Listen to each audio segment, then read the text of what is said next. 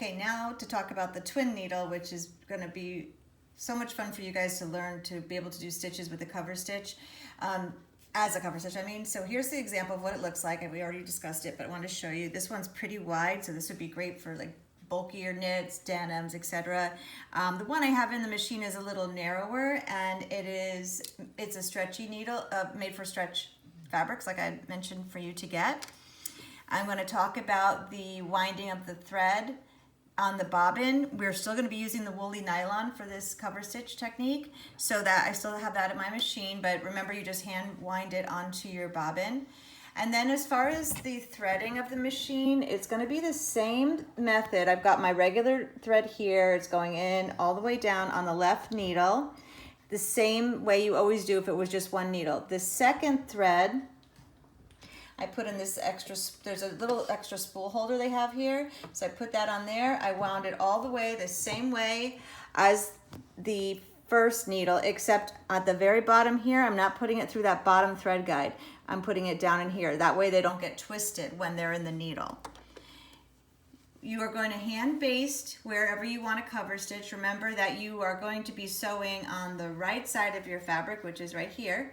And this is my underside. So I want the double needle top stitch to be on the outside. So I'm going to have to be sewing from the outside of the garment, which is why you are hand basting right inside your stitch line.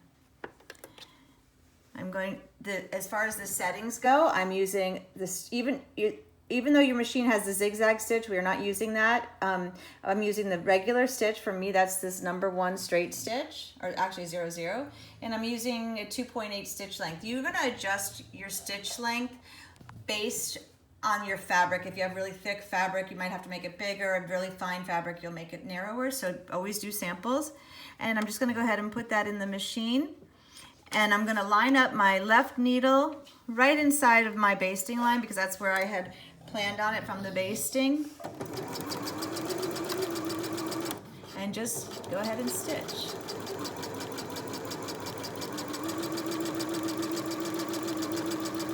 Just like you normally do.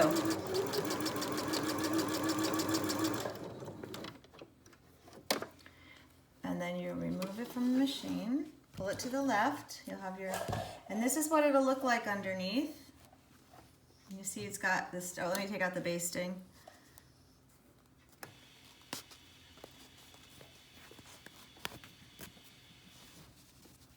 Okay, so now you can see that I have stretch on this underside, and this looks like it's just top stitched on the top. And I will say the whole machine with the twin needles working really, really nicely, so I hope you'll be really excited to use this stitch for multiple things, not just for practical hemming and stuff. So, okay, I guess that's it.